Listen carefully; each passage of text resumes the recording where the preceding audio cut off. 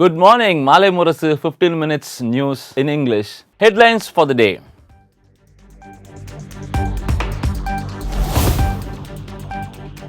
HMPE infection not a concern. Recovery in 5 days, says Health Minister Ma Subramanian.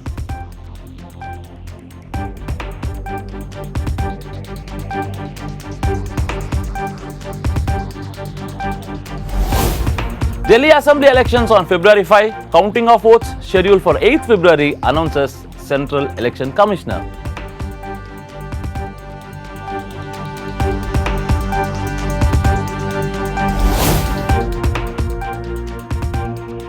Erode East Bipole to be held on February 5. Code of conduct comes to effect immediately.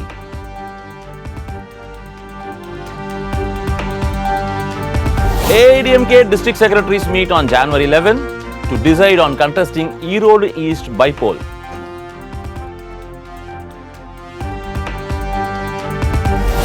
Ajit car crashes at 180 km per hour during Dubai race practice. Actor escapes safe and sound.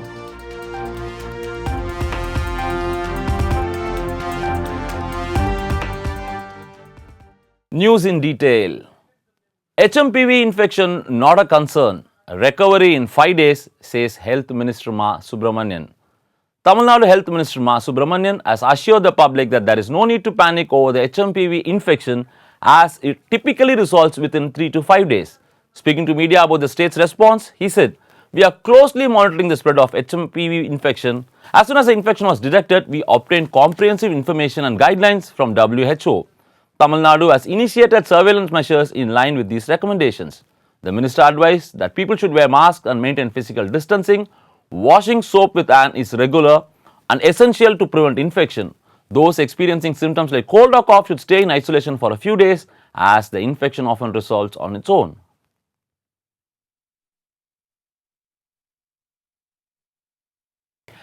Delhi Assembly elections on February 5.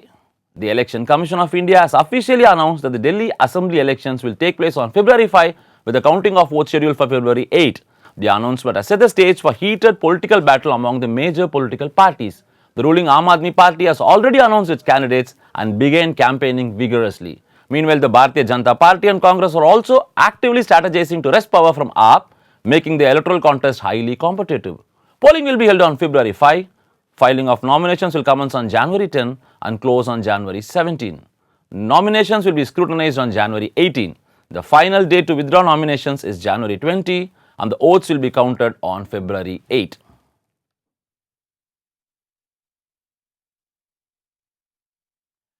Erode East Bipole to be held on February 5. The Election Commission of India has announced that the bipole for the Erode East Assembly constituency in Tamil Nadu will be held on February 5. The counting of votes is scheduled for February 8. This by-election comes in the wake of the demise of Erode East MLA EVKS Ilangovan, who passed away late last month. Following his passing, the Election Commission declared the constituency vacant, necessitating a by-election. The announcement of the by-election has stirred anticipation among political parties and voters in Tamil Nadu, as the state is also gearing up for the assembly elections next year. Erode East holds particular importance as it has become a focal point for political strategies and public attention. Erode East by-election will take place on February 5, with the vote counting scheduled for February 8.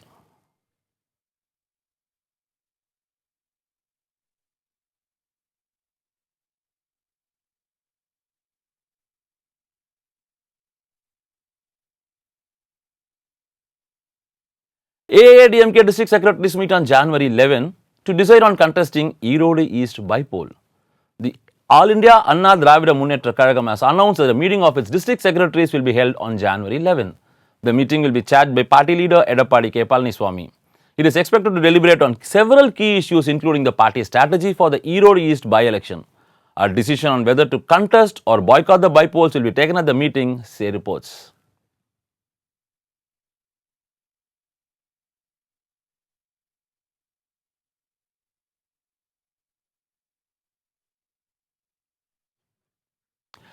TN benefited greatly under Manmohan Singh's tenure, says Chief Minister Stalin. Chief Minister M.K. Stalin highlighted the numerous projects in Tamil Nadu that we received during the tenure of former Prime Minister Dr. Manmohan Singh, including classical language status, metro rail, Hogenagal combined drinking water project and the Setu Samudram project.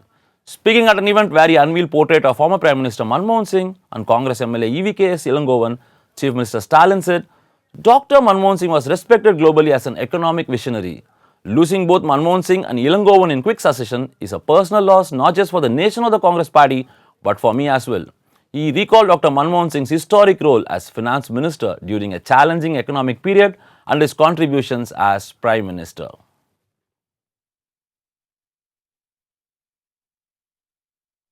Tungsten mining will not happen. Ready to protest if it does, assures Annamalai. Tamil Nadu BJP President K. Annamalai has firmly stated that a tungsten mining project will not be permitted in Madurai and has expressed his readiness to join protest if such a project is initiated. Speaking at an event, Annamalai said, tungsten mining will not happen in Madurai. Union Minister G. Kishan Reddy has already assured us of this. There is no possibility of such a project being implemented. He further added, if by any chance such a project proceeds, I am ready to sit with you and protest. What more can I say? To reassure you, Annamalai stated.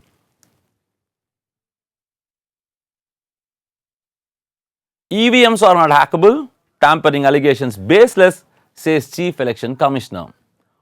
Courts have ruled on 42 occasions that EVMs are not hackable and allegations of tampering are totally baseless, Chief Election Commissioner Rajiv Kumar said on Tuesday, rejecting claims by opposition parties about the voting machines being compromised. Announcing the schedule of the Delhi Assembly polls, the CEC advised the public against spreading such lies. EVMs are commissioned only 7 to 8 days before polling day and candidates are kept informed through their agents at every step. Courts have ruled on 42 occasions that EVMs are not hackable. Allegations of tampering with the machines are totally baseless, Rajiv Kumar said, addressing a press conference in New Delhi. Rohit and Kohli's test future depends on selectors, says Gavaskar. Virat and Rohit Sharma's test future is now in the hands of selectors, said former India captain Sunil Gavaskar, while advocating an honest deep dive into the team's downward spiral in the last 6 months. Asked about the raging debate surrounding the future of struggling stars Rohit and Kohli, Gavaskar said, how long they continue is really up to the selectors.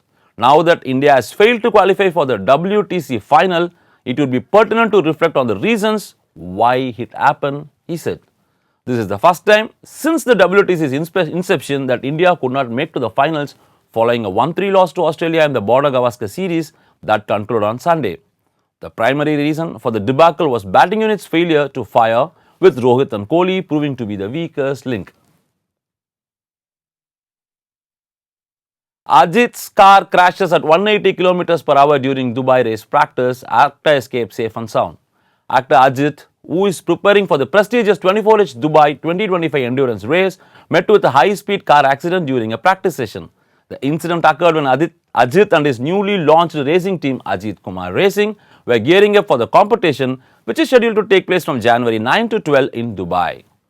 Reports indicate that the car lost control during a session and crashed into a retaining wall, causing significant damage to the vehicle. A video of the accident now circulating online shows the severity of the clash, but also captures Ajit walking away from the wreckage unscathed. The news of the accident has sparked concern among Ajit fans and supporters worldwide who have expressed relief at his safety. Social media has been flooded with messages wishing him well and commending his resilience and passion for racing.